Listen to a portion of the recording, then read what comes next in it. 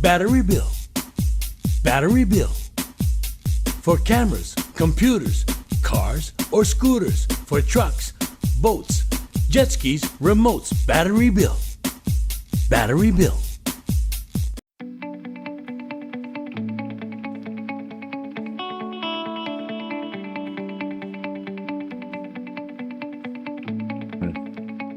Welcome to ESPN Honolulu Fan Friday. Dave Kawada here with you. And, every now and then we get a special guest, someone who has been from Hawaii but has done great things across the world, in our case for today with our special guest.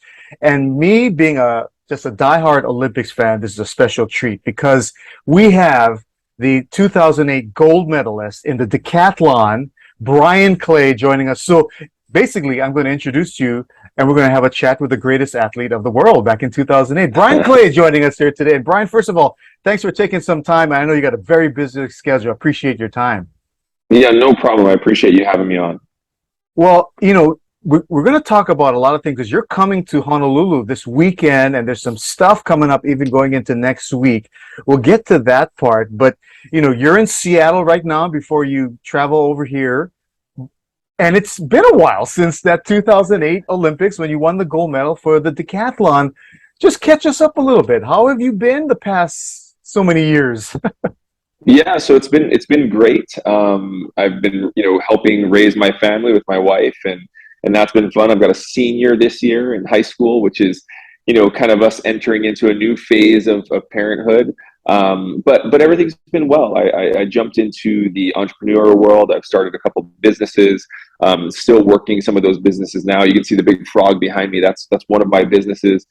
Eat the Frog Fitness, and we're seeing some success. But just like everybody, we're kind of clawing our way out of the last 3 years of lockdowns and just kind of real hard turmoil, in terms of business and personal life and all those types of things. And so getting back into a norm, and as things open back up and opportunities begin to present themselves again, I get to do things like what I'm doing this week, and I get to come back home and do events back home for some of the keiki back home and the communities back home, and hopefully inspire the next generation of Olympic gold medalists.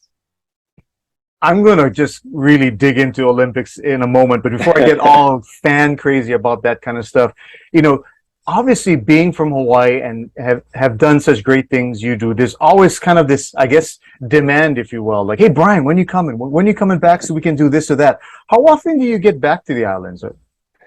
It's very difficult, recently, right? Like recently I had a lot of events planned over the last 3 years, and those things have gotten postponed or canceled, which, is completely understandable. But before that, we tried to get home a couple times a year. And for me, I'd come home, every week if I could, right? Because it's home, and my family, meaning my wife and my kids, they would have no problem with that either. So so it's the demand is not as high as it used to be, but it's still there, and it's kind of regaining some momentum again, since things in the world have seemed to calm down a little in terms of COVID and some of the restrictions there. Now, obviously, since 2008, I mean, you were still competing after those 2008 Olympics, but when you officially kind of stopped competing at that high elite international level, was that difficult? I mean, because we hear different stories about athletes at the highest level, professional sports, international athletics, whatever have you. Mm-hmm. Some seem to be able to transition really well into quote unquote regular life. There are others that are faced with those challenges, right? Because it is something Right. that has been a part of your life significantly for most of your adult life up until that point. How was it for you? It wasn't, I mean, the transition was fine. It's always a little, I guess you could say, tricky, kind of figuring out what you want to do next. I think for a lot of us, I can speak for myself, primarily, that when I was done running track, the big question for me was, okay, so now what, right? Like, am I going to coach? Because when I started to think about what am I really good at, the only thing I could think of is, well, I was really good at track and field. And so what happens, I think, for most athletes is we get done competing, we get done, being on the high life, and when we get back into the regular world, we don't understand what skills we, have that could transfer over into everyday, life, whether it's being an entrepreneur, working for someone else, in business or finance or whatever it might be. And so every athlete has to sit back and kind of identify those things. And if you can't identify what those characteristics are, or those traits might be, then you have a hard time with that transition. The other piece is, I think, is, when you're an athlete, it's a different world, right? You're going to events and you're always the talent or the star, right? You walk in and everybody wants to talk to you. Everybody wants to be with you. They're flying you all over the world in private jets, and all of a sudden, you're taking flights and you're in coach, and it's a little different experience. But I would say for me, it wasn't that big of a deal. I always tell people, being a decathlete, running track and field, it's what I love to do. It's not who I was. I was always dad first, and so husband, first, and those types of things. And I cut my own grass, and I change my oil, and I try to be as active of a dad as I can. And I help wash dishes, and I help do laundry. Like that's who we are. That's the lifestyle we lived. And so when I was transitioning, it wasn't anything different, right? It was just, oh, I don't run track anymore. But life outside of track was exactly the same as it was before that. And so that, I would say, wasn't too bad. I've got an amazing wife. She, I think she helps me through things that I don't even realize sometimes I'm going through. My kids are amazing. They have a knack at keeping me humble and just reminding me of who I really am. And we've got a great family between my mom, my dad, my stepdad, my in-laws, just aunties, uncles. I mean, everybody, grandparents. They all, play a role in that transition for an athlete. And I've just been super blessed to have an amazing group of people that are around me and surrounding me, as I was doing it. And by the way, I know changing oil for your car is not some easy thing. So I mean, you got to get dirty, you got to get under the car. The way they make cars now, changing oil is no simple task to do, man. That's almost a half day, at least for me sometimes. Yeah, sometimes now, especially in the newer cars. But if we stick to some of the older stuff, it's a lot easier. But don't ask me to do much more than that. There's not a whole lot more I'm going to be able to do than just changing the oil. Yeah, same here. Now you're in Seattle. How long have you been living there now? We've been in Seattle for about 4 years. We're in Southern California. I trained at Azusa Pacific University, and went to Azusa Pacific University. And then, just as things were starting to end in my career, my kids were starting to get older, my businesses were starting to grow and take off. My wife and I decided that we wanted to be close to family. Hawaii at the time was not an option for us just because of the expense of moving there and trying to get started there. It was, that was going to be really hard. It was going to be a huge investment, and the expense of traveling, when you have a business and you're having to do a lot of travel, you're looking at, every weekend being gone, flying from Hawaii back to the mainland can get really time consuming, and it can add a lot of expense. And so because of that, Seattle, which is where my wife is from, was the next best choice. And so we decided to move up here before my son started high school. And believe it or not, it actually was a blessing in disguise. We moved up right before the pandemic hit. It was hard for the kids, of course, but from our perspective, it was really nice because we moved up here, bought some property, and just had some space. We live out a little more in the country than the city. And so, you can't really see your neighbors, real well from our house.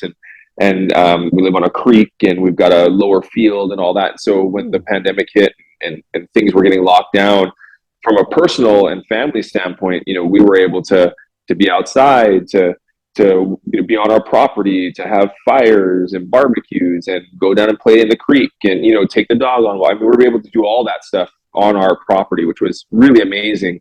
And so that was a blessing. But then, of course, the second you step off your property for business or anything like that, reality hit, and it was a little bit tough. But yeah, we've been in Seattle for 4 years. We're loving it up here. It's definitely a little gray in the winters and things like that, but we love hunting, fishing, skiing, doing all those things outdoorsy, hiking, and I don't know if there's any better place than Seattle. I mean, there's a few that I would say maybe are a little better, but Seattle is pretty amazing when it comes to those types of things. Oh yeah, and I was just telling when talking to you before we started this that I was just there. My son just entered his freshman year at Seattle University. Loved it. I mean, it wasn't Yep. gray when I was there, so I guess I'm getting the small snapshot of good weather there and all that. But looking forward to visiting him. You've talked about you've gone the entrepreneurial route now since you Mhm. ended your track and field career. So what have you engaged in? What have you kind of started? Yeah, so I started a small tech company when as soon as I got done competing, and that was just a tech incubator. And so we were looking at different kind of fitness ideas to build apps off of and that sort of thing. And we did that for a while. That's still running. I'm not a part of the day-to-day operations of that anymore, but still, involved in the company. And then I started a group fitness franchise, and it's called Eat the Frog Fitness. And that's what I'm currently doing now. We've just been building that brand. We've got 25 or so locations across the U.S. and Canada. We're selling new franchises every day, and we're opening up new franchise locations, every day. And then we're looking at other kind of revenue streams or legs of our business, and we've got some exciting products that we're coming out with, and we've got really exciting conversations with a lot of big name companies that could potentially catapult us into some really good area, and so we're excited about it. We're working it. We're on the operation side of things. We're digging hard and grinding away just like everybody else. Trying to make things work in kind of the economy that we're in today, and just with some of the hurdles that we have to kind of overcome as business owners. But things could be worse. I mean, as hard as they are, we wake up every day, reminding ourselves of how blessed we are to have a job, how blessed we are to have our family, our health, to wake up with a roof over our head, and to just have the opportunity to try to make that dream come true. So we try to keep that positive attitude, and it's been a lot of fun. Okay, just for clarity now, did you say eat the frog fitness or beat the frog fitness? Eat the Frog Fitness. Eat. Yeah, it's yep, like eat. The quote that inspired the name is a quote that Mark Twain made famous, and it's this idea. What I say is of not procrastinating, right? And so for me, that's having a champion mindset. And so we talk to all of our members about, listen, you come and join our family. Our Frog Squad is what we call it. You are kind of buying into this mantra of eating the frog. It's about having this champion mindset where you're going to wake up every day and you're going to take on whatever life throws at you with 110%, because that's what it takes to be successful. And for a lot of people, what we say is, what's the biggest, hardest task of your day? It's for a lot of people, fitness. Well, that's your frog. So you need to get up and you need to eat that every day. You need to go after it and chase after it. And we have a little, saying, stay hungry. You've got to stay hungry if you want to be successful. And so, people, our members are really, buying into that mantra, and they're really, looking at their fitness with a different lens. We don't sugarcoat it. We're not going to tell you that you can get fit in 10 minutes or less. We're not going to tell you if you take this pill, you're going to get fit or get healthy. We're not even going to tell you that the workouts are easy. Right? I mean, we're going to be very honest. If you look in our studios, we've got quotes and stuff from me all over the walls, and people know that we say, like, fitness is hard. That is one thing that we are not going to sugarcoat for you. Fitness is really hard for a lot of different reasons. Our mission is to make it simple, right? We're trying to use technology. We're trying to use insights from, my 20 years of competing and training at the highest levels in the world, and the insights of our programming team, some of them professional athletes, and our advisors, to make fitness as simple as we possibly can. And the simpler we can make fitness for the individual, the more likely they are to be successful on their fitness journey, because a lot of it is just people getting overwhelmed, right? Mhm. It's like I tell everybody, when I first started training, I was looking at 4 years, a 4-year plan, right? That you had to kind of plan for. And if I had to think about every little thing that I needed to do every single day, to get to that gold medal, man, that's overwhelming. I mean, that's like, it's paralyzing. You sit there, you throw up your hands, and you're like, this is impossible. There's no way I can do all that, let alone have everything go right. It's not just what you have to do. It's like all the stars have to align a little bit too, right? And everything has to kind of go right. And so if you think about all that, it's paralyzing. You can't, there's no way you can do that. And that's the mindset that I think a lot of people enter into fitness with. And that's what we try to make a lot easier for them. So listen, all you got to do is show up. We take care of the rest. You show up, we tell you what to do, how hard to do it, how long to do it for. We guide you through it. We use technology and all those types of things to help you as well. And all you've got to do is show up. And if you do that, if you just show up every day, do what we tell you to do, you're going to be successful. You're going to see results. And so far, it's been working really well.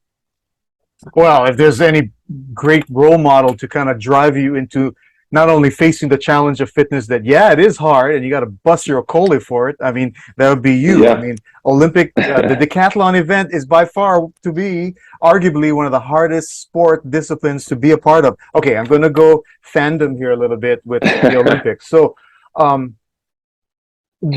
first of all, where is your gold medal?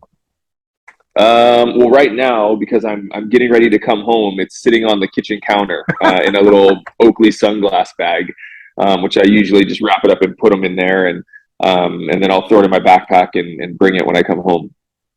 Otherwise, it's been, I would say, for the last, I don't know, couple of months, it's been sitting in a drawer in my kitchen. Sure. So now you have obviously a pretty impressive display case if you want to put together, because not only have the gold from the 08 Olympics, you have the silver from the 04 world champion, right, gold in 2005, and you got the indoor medals. You got I didn't realize this, that you were also in the heptathlon, won gold in 08, 2010, silver in 06, 04. Okay, which is more displayed, those medals or the Wheaties box? Which is still out there? The medals usually are in a drawer. I think the Wheaties box might be up on a shelf somewhere with a few other things, but that's just because it doesn't fit in a drawer. For me, if I could put it all in a drawer, I just put it in a drawer and be like, oh, I'll just pull it out when somebody wants to see it. But my wife, she likes to put some of that stuff on display, so she puts it on display. But I can tell you right now, it's nothing fancy. There's no display cases with lights and glass and all that. It's like we've got a bookshelf from IKEA maybe, and some of it sits on that. It's like, I don't know. I always tell people, for me, the medals and things, it's like, they're just medals. I mean, I think they're cool and I like them, but I don't think about them every day. In fact, I rarely think about them unless somebody brings it up. And really, I think for me, it's more about, again, inspiring the next generation, right? It's like, if I can share that stuff and it's going to inspire someone, great. If I'm sharing it just because I want people to think I'm cooler than I really am, then it doesn't mean anything to me. So that's the only reason why some of them are out, and that's why I take my medals with me everywhere. Well, speaking of inspiring the next generation and motivating, you're doing it with your businesses, but you're coming to Hawaii to do that. So there's a couple of things. You're going to be busy. Do you have any free time? I don't know, because on Sunday, you're flying in tomorrow, and then on Sunday, there's a big event over at Farrington High School called Fields of Faith. That's October 2nd. It's going from 4 to 8. Tell us about that event first. Yeah, so, I'm coming in, and I think there's going to be some challenges and some fun time to talk and kind of have a Q&A with some of the young athletes. But really what I'm doing is I'm coming in to talk about, my faith and how that's played a role in my career and throughout my life. And I think it's important, as we look at the world today, and we look at, just the amount of kids and youth out there struggling, right? To find a place, struggling to find peace, struggling to find joy, struggling with anxiety, depression,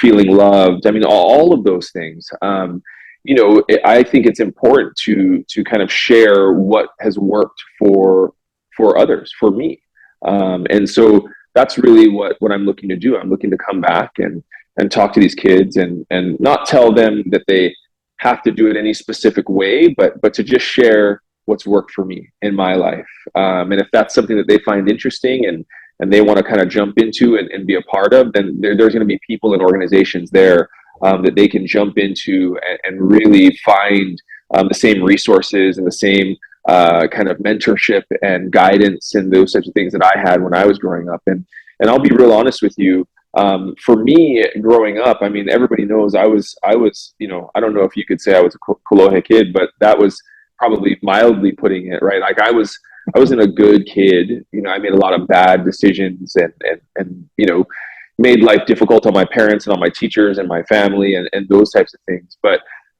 I can honestly say that if it wasn't for organizations like Youth for Christ and my church, Hope Chapel at the time,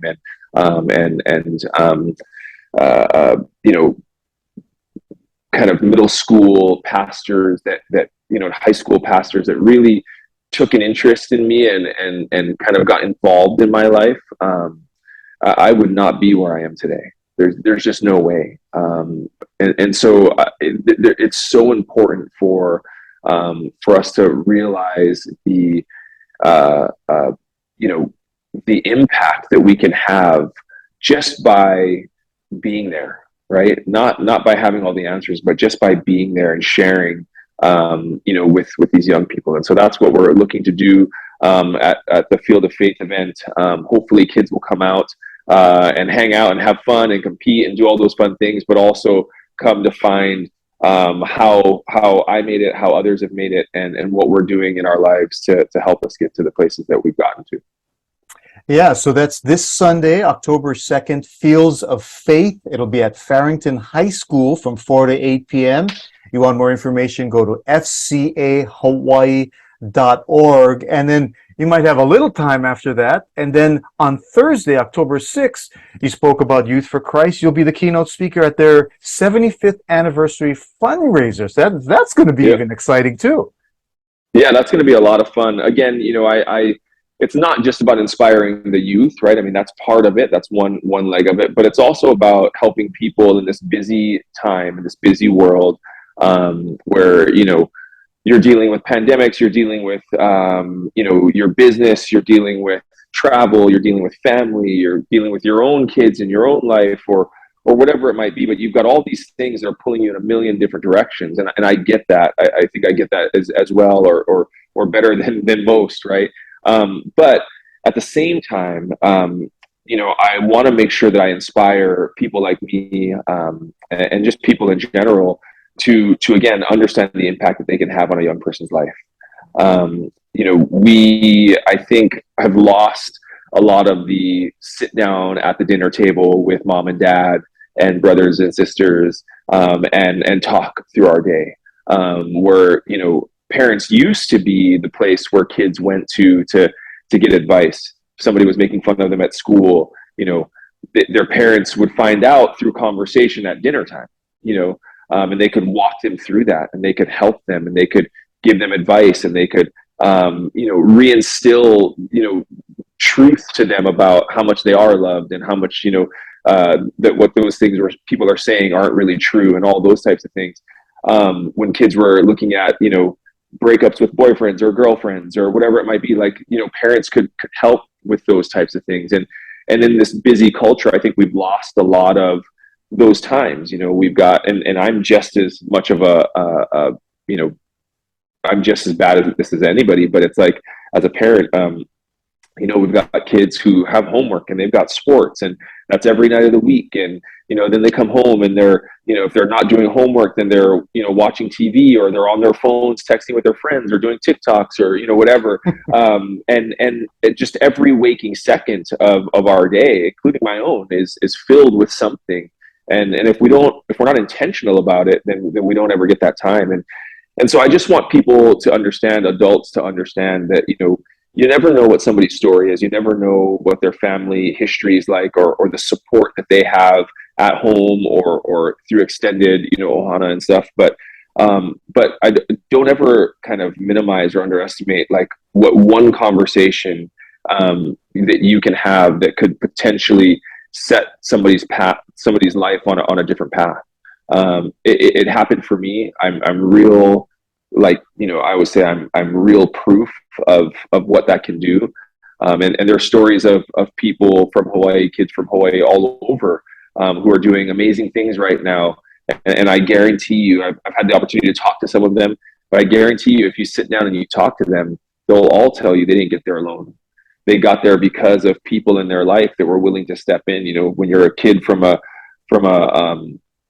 family where your parents are divorced, and just things like that, it's like, okay, where do you find the men in your life to come in and teach you what it means to be a man, right?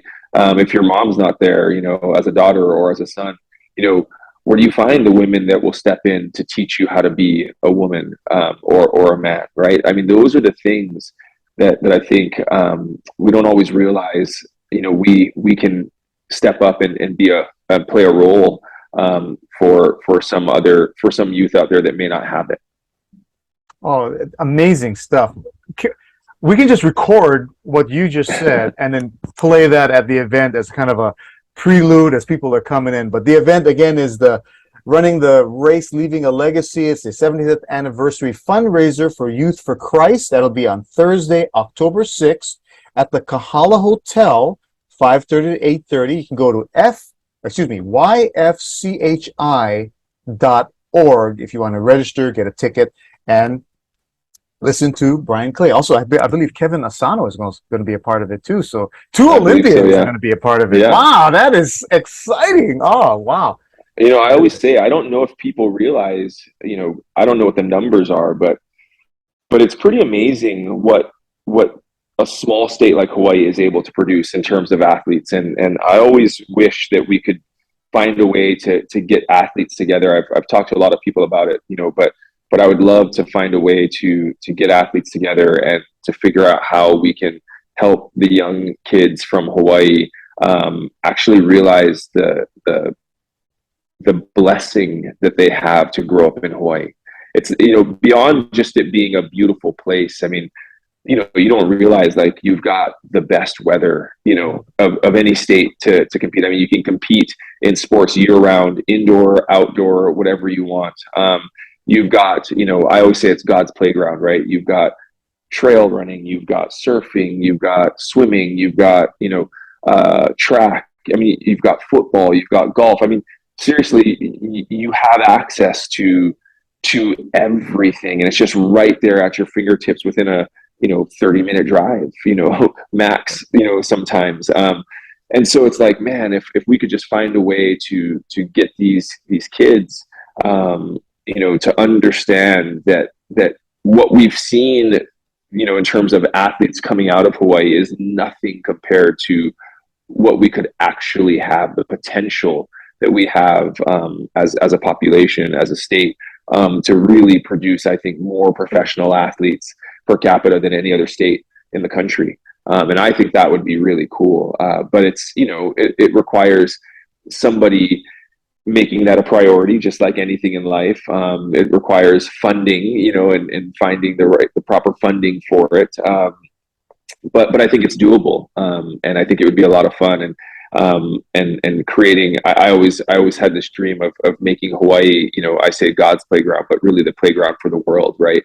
Where they can come and take advantage of the most beautiful, I think, place in the world, and still be a part of athletics. And I think you could have people from all over the world coming to be a part of, like, state of the art,